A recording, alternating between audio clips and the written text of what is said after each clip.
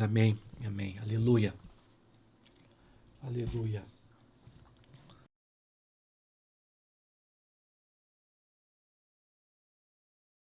Sobre a sua vida, sobre a minha vida, sobre a vida da igreja do Senhor que se reúne em torno do seu nome. Que bom estarmos juntos aqui para meditarmos na palavra do Senhor Jesus, para meditarmos na palavra, na revelação do Senhor Jesus.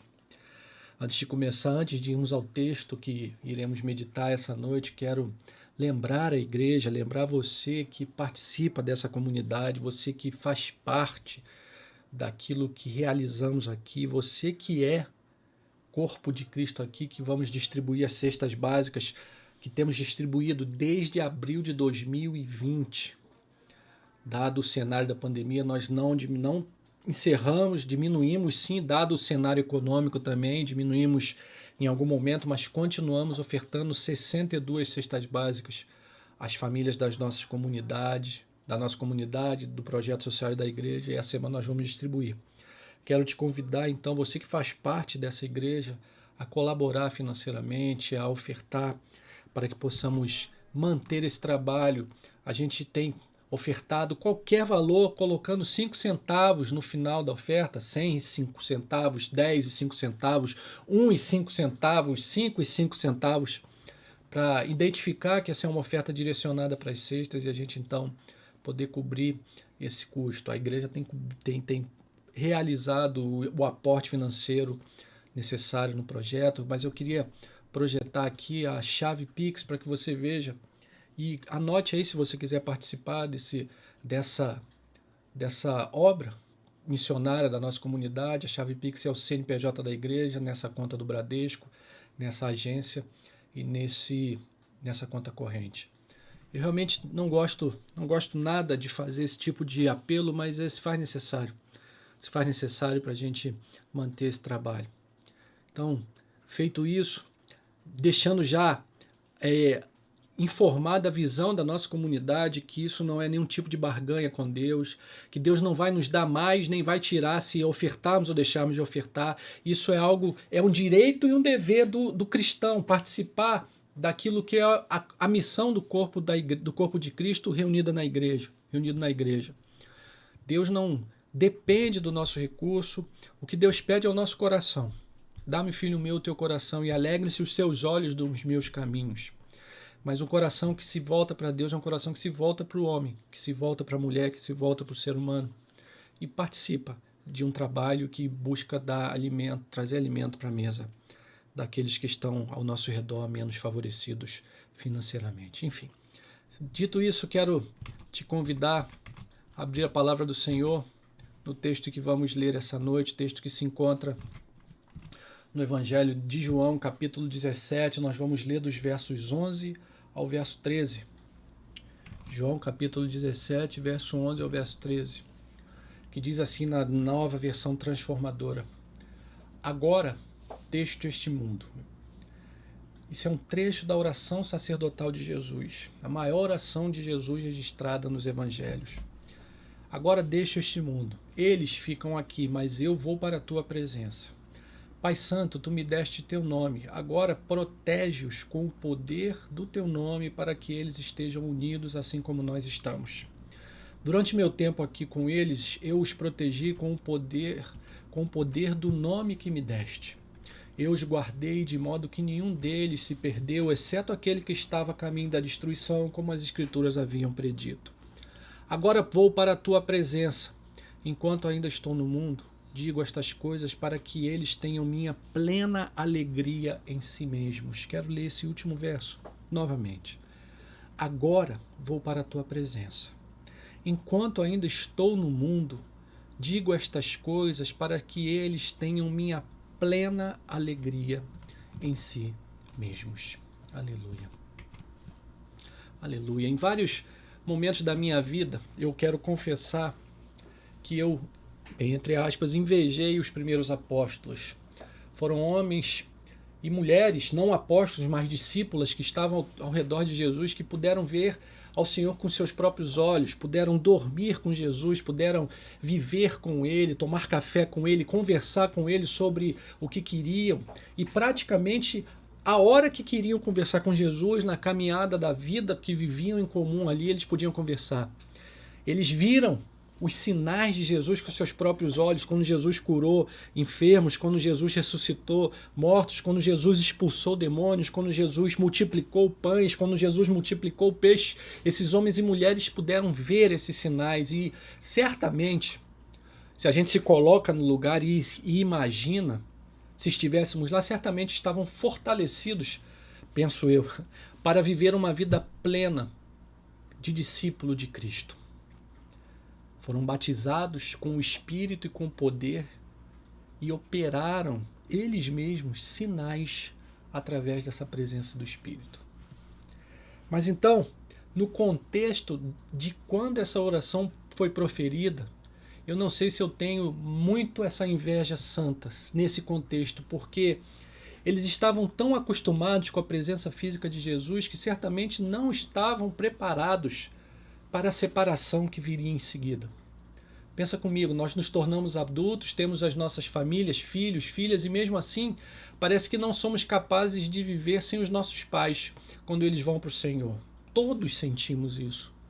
Então, eleva isso a uma potência muito maior e nós podemos entender como os discípulos estavam naquela noite de despedida, porque as palavras de Jesus até ali, naquele momento, quando ele então estava orando, já eram palavras que revelavam despedida, que revelavam o que iria acontecer, que revelavam que ele iria partir.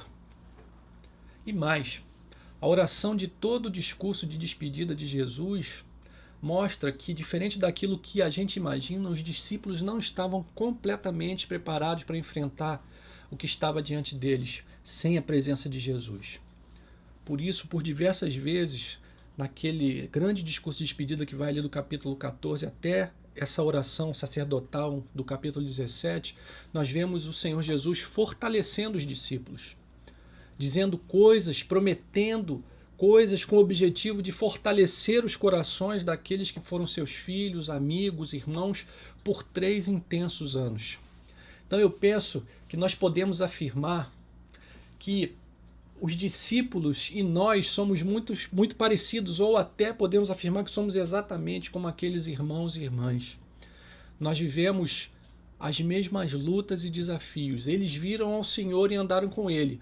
Nós temos a revelação da Bíblia completa, nós temos a presença do Espírito Santo diariamente conosco, temos as promessas de Jesus feitas, as promessas que foram feitas exatamente naquela noite, tudo isso nós temos agora diante de nós.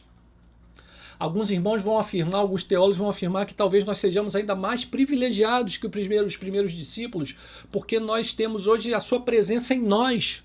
Os discípulos conviviam com Jesus. Jesus estava ali fisicamente com eles, agora nós temos a presença de Jesus em nós através do seu Espírito. Agora é um ato de fé, verdade, eles ouviam a Jesus, agora nós ouvimos como um ato de fé a presença do Espírito Santo em nós. Mesmo nós fomos agraciados com dons. Ambos os povos, os discípulos com Jesus e nós agora fomos agraciados com esses dons maravilhosos. O dom da presença de Jesus e posteriormente os próprios discípulos e nós, com o dom da presença espiritual do Espírito Santo. Mas mesmo assim, aqueles irmãos e irmãs estavam diante da despedida do seu Senhor e não conseguiam ver como iriam viver a partir dali.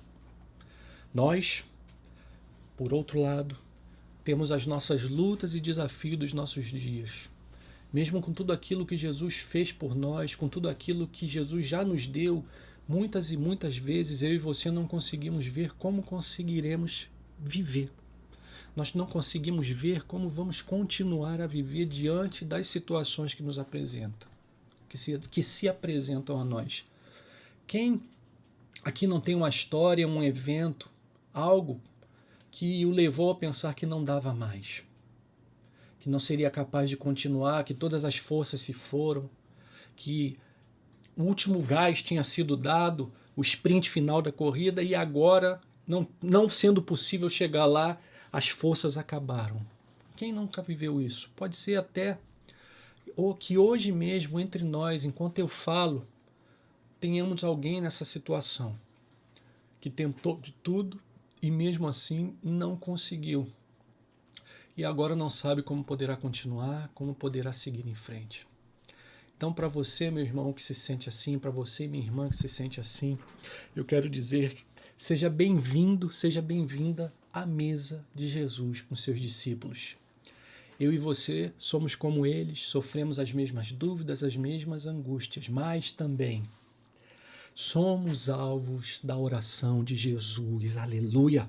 Eu e você estamos aqui agora, mas ao mesmo tempo ali naquela mesa, hoje, e toda vez que nos achegamos a esse texto, todas as vezes que nos achegamos a ele, ouvindo essa oração e sendo fortalecidos em nossas lutas. E é isso que eu queria que eu e você fizéssemos essa noite nesse pequeno trecho. Jesus ora pela proteção dos discípulos, assim como ora por nossa proteção. Por isso quero te convidar a sentar à mesa, a continuar a ouvir a oração de Jesus, proferida em favor dos primeiros discípulos e também em nosso favor, para aprender o caminho da verdadeira alegria. Aprender o caminho da verdadeira alegria a partir dessa oração de Jesus. Então, traga a sua dor, traga a tua dúvida, teu medo de não conseguir continuar, traga tudo que você é e ouça o pedido de proteção de Jesus por mim e por você, ouça o motivo desse pedido e ouça a consequência desse pedido, para que possamos aprender juntos o caminho da verdadeira alegria, vendo quem nos protege, por que nos protege e qual a consequência dessa proteção. Sobre isso eu gostaria de meditar com você, meu irmão, minha irmã, essa noite. O caminho da verdadeira alegria, a partir da oração de Jesus, vendo quem nos protege, por que nos protege, qual é o motivo e qual é a consequência dessa proteção. Então, a primeira coisa que eu quero meditar com você é isso. Quem nos protege? Veja aí o verso 11 do capítulo 17. Agora deixo este mundo. Oração de Jesus. Eles ficam aqui, mas eu vou para a tua presença. Pai Santo, tu me deste o teu nome, agora protege-os com o poder do teu nome para que eles estejam unidos assim como nós estamos. Pai Santo, esse é quem nos protege. É muito revelador o fato de Jesus, nesse momento de sua oração, se dirigir ao Pai como santo. Em nenhum outro momento do Evangelho de João ele faz isso. Aqui em sua oração sacerdotal, ele vai mais à frente chamar o Pai de justo, no verso 25. Mas é apenas nesse momento que Jesus fala Pai Santo. E dessa forma, talvez você pense assim, será que há algo especial nisso? Não há nada de especial nisso. Não há nenhum susto nisso. Ao ensinar os discípulos a orarem, você vai se lembrar da oração do Pai Nosso. Jesus inicia a oração dizendo, Pai Nosso que estás no céu, santificado seja o vosso nome, seja o teu nome. Para Jesus, o nome do Pai é santo. Mas a gente se pergunta então, por que ele chama de santo exatamente nesse momento, onde ele vai falar sobre a alegria verdadeira do cristão? Porque ele vai chamar de santo nesse momento em que ele pede que o Pai guarde. Então a gente precisa voltar um pouco na história. Quando Moisés é vocacionado por Deus, ele pergunta no nome de quem devo falar ao povo e a Faraó. Deus responde, sou o que sou, eu sou, manda você. Sou o que sou, eu sou, mandou você. Está ali em Êxodo capítulo 3. Deus é a definição do seu nome, não há nada fora dele que o possa nomear. Meu nome, o teu nome traz algum significado. Normalmente nossos pais e mães são muito criteriosos quando nomeiam os filhos, quando nomeiam as filhas, procurando de alguma forma lhe dar um significado. Carol, por exemplo, durante quase 3 meses se chamou Letícia. Várias vezes falei com Carol dizendo Letícia, Letícia, mas no final, ali no meio do caminho, Ana resolveu que ela se chamaria Carolina. Eu e você somos nomeados por nossos pais e nomeamos os nossos filhos e filhas, e essa é a história da humanidade, mas não há ninguém, nem antes nem depois do nosso Deus, por isso ninguém que o possa nomear, então ele se diz, eu sou o que sou. Ele mesmo é o seu nome, ele mesmo é o significado de quem ele é, ou seja, não há outro igual a Deus. O Deus que protege é o Pai Santo, cujo ser não há nenhum outro na criação que seja igual. Ele mesmo, o único Deus verdadeiro, é a medida do seu nome. Assim, Deus é único. E sendo único, é santo, é separado. Ele é diferente de tudo, de todos. Não há outro semelhante a ele. Davi e Salomão, seu filho, em 2 momentos, quando oraram, cada um ao seu tempo, disseram: não há Deus semelhante a ti. Jeremias e Miqueias também reconheceram a mesma coisa e oraram da mesma forma: não há Deus semelhante a ti. Assim, quando Jesus usa especificamente essa expressão, preste atenção nisso, ele quer gerar em seus discípulos e em nós esse sentimento. O Deus verdadeiro, o único Deus verdadeiro, o eu sou, o santo, santo, santo, é aquele que nos guarda. Preste atenção nisso, eu vou repetir. O Deus verdadeiro, o único Deus verdadeiro, o eu sou, o santo, santo, santo, é aquele que nos guarda. Não deuses ou ídolos mudos de pau, pedra, ferro, ouro, bronze, mas o único e verdadeiro Deus que está acima de todas as coisas, que criou todas as coisas, o Todo-Poderoso, é aquele que me guarda e te guarda. Quem nos guarda, meu irmão, minha irmã, não são os ídolos mudos do mundo. Quem nos guarda não é o dinheiro. Quem nos guarda não é a nossa capacidade, a nossa inteligência.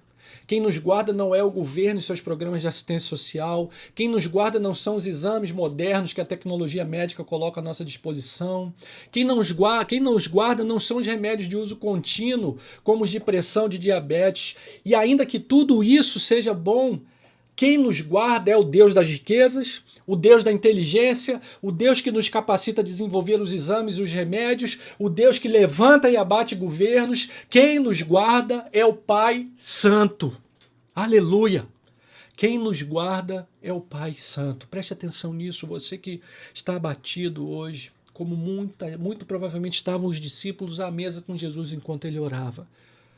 O Pai Santo é aquele que nos guarda. Foi ao Pai Santo que o Filho de Deus orou. E esse sentimento é aquele que Jesus queria criar em seus discípulos e quer criar em nós. A segurança de quem nos guarda é o Pai Santo. O caminho da verdadeira alegria é o caminho que passa pelo entendimento de que o Deus Santo, único e verdadeiro, é o que me guarda, é o que te guarda. Sigamos então. Por que nos guarda? Qual é o objetivo? Qual é o objetivo da oração de Jesus ao pedir que o Pai Santo guarde os seus discípulos, aqueles que estavam com ele à mesa e a nós? Vamos ver aqui, ainda nesse verso, no próprio verso 11 novamente. Agora deixo este mundo, eles ficam aqui, mas eu vou para a tua presença. Pai Santo, tu me deste teu nome, agora protege-os com o poder do teu nome. Para quê? Para que eles estejam unidos assim como nós estamos. Agora protege-os com o poder. Pai Santo, tu me deste o teu nome, agora protege-os com o poder do teu nome, para que eles estejam unidos assim como nós estamos. Aleluia. Jesus se importa muito com a nossa unidade. Meu irmão, minha irmã, se importava com a unidade dos seus discípulos, assim como se importa com a nossa unidade. No capítulo 14, ele já havia citado essa unidade, agora na oração final ele vai citá-la mais 2 vezes, no verso 21 e no verso 22. No verso 21, acho que eu separei ele aqui também, ele chega a dizer que é por causa dessa unidade que o mundo vai crer que ele foi enviado. Veja, para que todos sejam um, assim como tu, ó Pai, és em mim e eu em ti, que também eles sejam um em nós, para que o mundo creia que tu me enviaste. Os apóstolos, certamente pelo Espírito, e a partir daquilo que Jesus ensinou, entenderam a importância e ensinaram, exortando a todo o povo de Deus a viver essa unidade. Veja Paulo aos Romanos, no capítulo 12, verso 4. Pois assim como em um corpo temos muitos membros, e nem todos os membros têm a mesma função, assim nós, embora muitos, somos um só corpo em Cristo e individualmente uns dos outros. 1 Coríntios, capítulo 1, verso 10. Ainda o apóstolo Paulo, rogo-vos, irmãos, pelo nome do nosso Senhor Jesus Cristo, que faleis todos a mesma coisa, que não haja entre vós divisões. Antes, sejais inteiramente unidos na mesma disposição mental e no mesmo parecer. E, finalmente, Pedro, na sua primeira carta, capítulo 3, verso 8.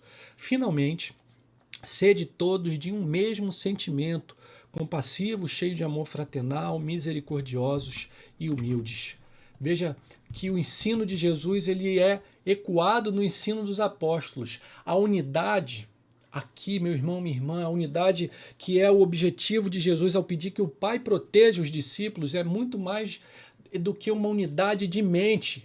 Antes do que isso, é uma unidade de sentimento, uma unidade de propósito. O contexto de Jesus é a despedida. Mas não só isso, é a despedida e o envio para a missão. Jesus se despede, mas envia os discípulos em missão. Jesus se despede e fortalece uma igreja que foi enviada em missão ao redor do mundo. Os discípulos sabiam disso e certamente esse era um dos motivos de estarem aflitos. Como nós poderemos cumprir esse propósito sem Jesus? Muito provavelmente eles se perguntavam. Como nós vamos cumprir esse propósito sem Jesus, que é o Filho de Deus, que realiza os sinais, que realiza os milagres, que cura, que ressuscita, que expulsa demônios? Como faremos isso? E Jesus então quer ensinar que Deus nos guarda para nos enviar como um só corpo em missão no mundo. Assim, nós podemos usar a ilustração do exército romano em batalha. Esqueci de botar uma imagem aqui, mas você vai se lembrar de um filme muito característico chamado Gladiador, em que há a imagem da formação de tartaruga. Os soldados romanos em formação. Então, alguns colocavam os escudos em cima, os que estavam à frente colocavam os escudos embaixo, os que estavam ao lado colocavam os escudos ao lado, e os que estavam atrás vinham colocando os escudos, então formavam como se fosse uma unidade totalmente protegida na frente, atrás, aos lados e em cima, de forma que um soldado protegia o outro. A unidade, essa unidade ela é conquistada a duras penas, com sacrifício de valores para que estejamos juntos. Preste atenção nisso. Veja o exemplo da formação romana. O que vai à frente abre mão de proteger a lateral, os lados e em cima. Ele protege a frente, para proteger a frente de todos. O que protege em cima, ele abre a mão de proteger o seu peito, as suas costas, as suas laterais, para proteger as cabeças de todos. Da mesma forma os que vão ao lado, os que vão à traseira. Para termos unidade, nós abrimos mão de alguma coisa para que eu possa proteger o outro, de forma que o outro me proteja.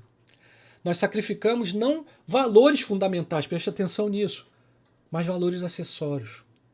Abrimos mão de algumas coisas para que possamos andar juntos. E nisso há um custo de abrir mão do que eu valorizo. Veja, nossa unidade tem como fundamento a unidade da Trindade. Com muito cuidado, e aqui é com muito cuidado, podemos pensar como Jesus abriu mão de sua glória para fazer a vontade do Pai e reconciliar o mundo com Ele. Jesus, o Deus que criou todas as coisas, viveu como um de nós, nasceu como filho de uma mulher, sofreu o crescimento de um corpo humano, sofreu não poder falar, sofreu não poder andar, sofreu o fato de precisar ser higienizado por um outro ser humano, sofreu o fato de começar a andar e cair, sofreu a vida humana, abrindo mão de sua glória e da presença do Pai, presença que eles desfrutavam eternamente, para que Jesus pudesse tomar sobre si os nossos pecados. A Trindade é o exemplo dessa unidade, onde Jesus precisou abrir mão de sua glória para fazer a vontade do Pai.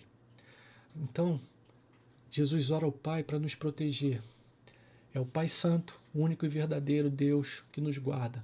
Mas nos guarda não apenas para termos os nossos problemas resolvidos, ainda que isso faça parte, mas principalmente para vivermos uma vida que só é plena se nós formos unidos. O contexto que Jesus está aqui colocando é o contexto de guardar para termos unidade. Pai Santo, guarda-os para que eles sejam um como nós somos um. Unidade que permite que a igreja seja enviada em missão. Meu irmão, minha irmã, o que eu e você temos feito pela unidade do corpo de Cristo, por nossa unidade?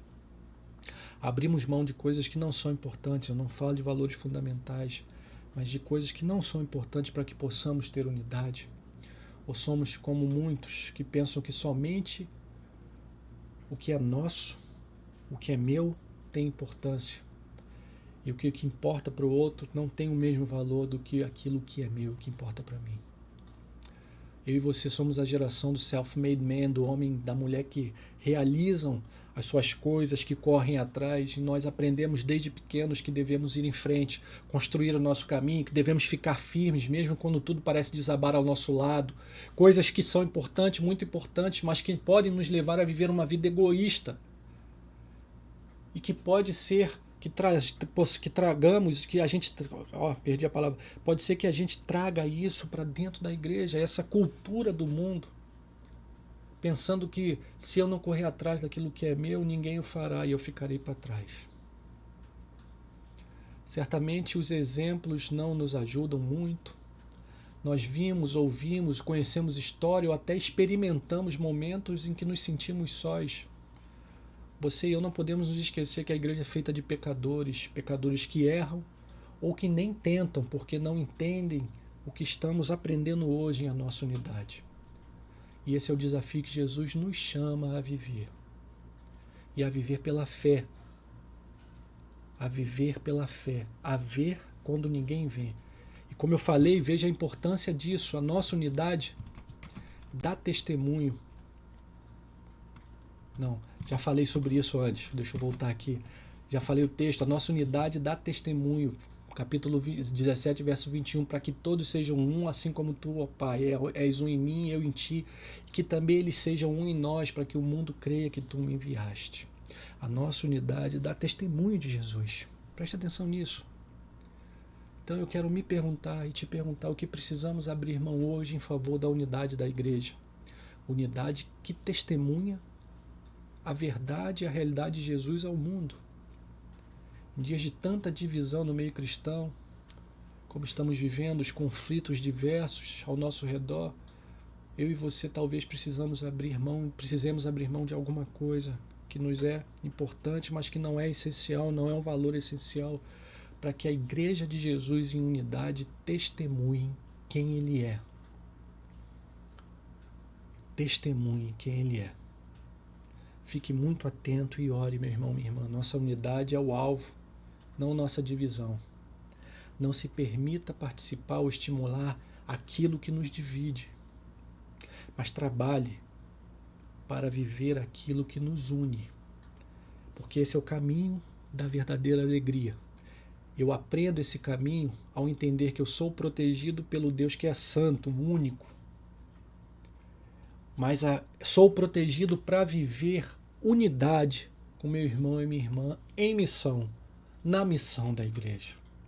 O caminho da alegria começa quando eu entendo que sou protegido pelo Deus Santo para viver em unidade, em missão no mundo. De forma que então eu experimente a consequência disso, que é o meu terceiro e último ponto essa noite.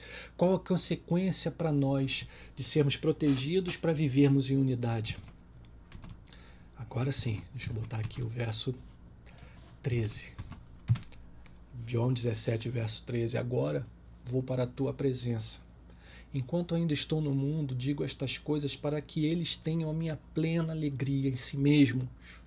Enquanto ainda estou no mundo, digo estas coisas para que eles tenham minha plena alegria em si mesmos. Aleluia, que palavra maravilhosa. Da mesma forma que Jesus se importava com a unidade da igreja, por isso orou dessa forma, ele também se importava com a nossa alegria, com a alegria dessa mesma igreja. Diversos momentos no discurso de despedida, Jesus já havia usado essa expressão gozo, alegria completa. Veja aqui. Em outros momentos desse mesmo discurso de despedida, Jesus já tinha falado ali no verso 11 do capítulo 15. Eu lhes disse estas coisas para que fiquem repletos da minha alegria. Sim, sua alegria transbordará. Meu irmão, minha irmã, ouça as palavras de Jesus essa noite para nós.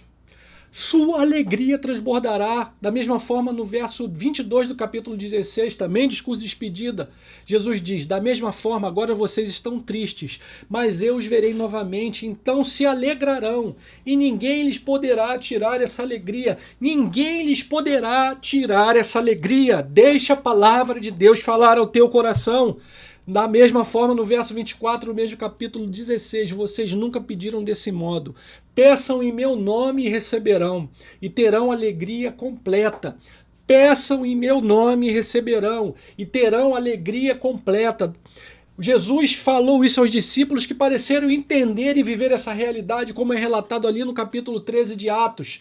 E os discípulos estavam cheios de quê? De alegria e do Espírito Santo. E Paulo ensina da mesma forma no livro de Romanos, na carta aos Romanos, capítulo 14. Pois o reino de Deus não diz respeito ao que comemos ou bebemos, mas uma vida de justiça, paz e alegria no Espírito Santo. Paz e alegria no Espírito Santo. Quanta palavra, quanto ensinamento para mim e para você, meu irmão. Sensacional.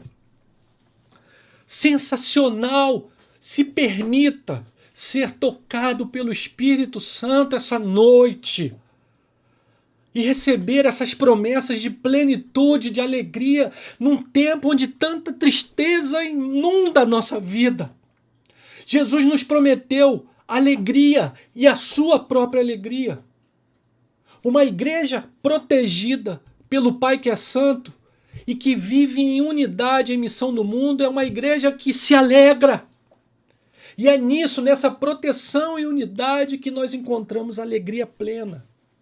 Tão plena que Jesus chega a dizer que é a sua própria alegria em nós. Presta atenção nisso. A alegria do Filho de Deus, Deus com Deus, é a alegria que está disponível para mim e para você, agora, hoje, nesse momento. A alegria do Filho de Deus está disponível para mim e você. E para você. Nós temos buscado alegria em tantas coisas. Em dinheiro, poder, status, reconhecimento, saúde, temos buscado em tantos lugares, quando na verdade essa alegria está aqui, disponível na igreja de Jesus, em sua unidade e protegida pelo Pai que é santo. Essa alegria está aqui dentro de nós, é a alegria de Jesus, do seu Espírito que habita em nós, naqueles que o receberam como Senhor e Salvador de suas vidas. Uma alegria que é a alegria dos que são protegidos, mas que vivem em unidade. Unidade com meu irmão e minha irmã. Preste atenção nisso. Isso significa que se eu vivo em unidade, se eu abro mão de coisas que não são essenciais para viver uma unidade em missão com meu irmão e minha irmã, o meu sucesso não está em mim, está nele. O meu sucesso, eu me realizo quando ele se realiza. A nossa alegria está no outro, na alegria do outro, na unidade com o outro.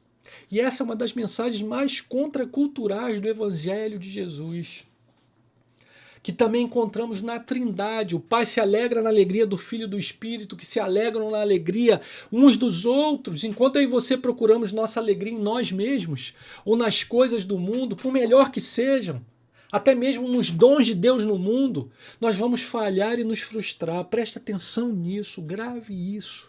Nossa verdadeira alegria está em Deus, Pai, Filho e Espírito Santo, que nos envia para sermos a alegria uns dos outros, para encontrarmos nossa alegria na alegria do outro, como ele fez na Trindade, se alegrando no Pai. Jesus vai falar em outro momento sobre, o texto bíblico vai falar em outro momento sobre a alegria que estava reservada na cruz para Jesus. Porque era a alegria daquele que cumpria o mandamento do Pai, que cumpria a vontade do Pai e que, amando o seu povo, o reunia de novo em si mesmo, na unidade da Trindade. Jesus nos convida a viver essa realidade. Aleluia! Aleluia! Eu então finalmente chego no fim do caminho da verdadeira alegria.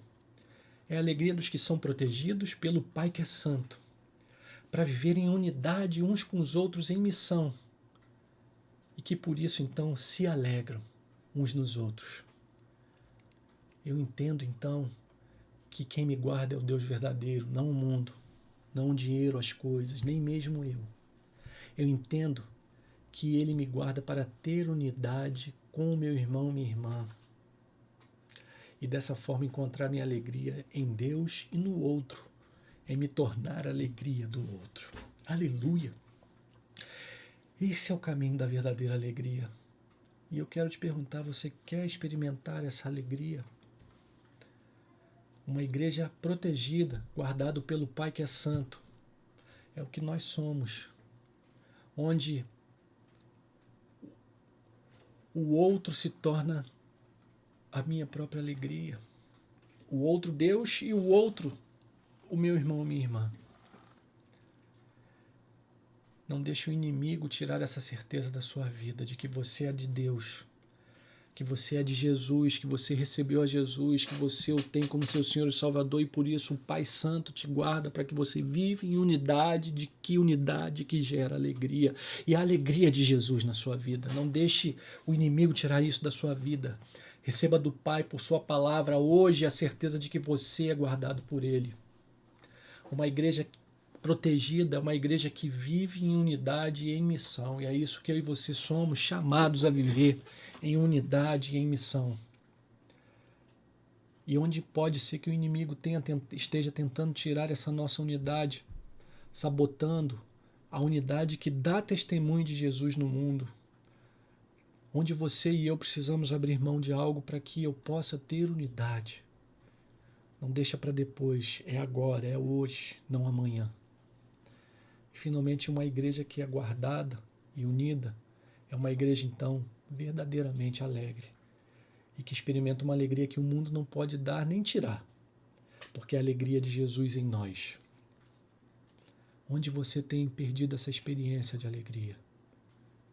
Será no fato de que temos buscado alegria nas coisas e não nos seres humanos? Em coisas e não em pessoas? É nos outros a nossa alegria, nos outros que vivem em unidade e em missão, que está a nossa alegria, porque essa é a alegria de Jesus em nós.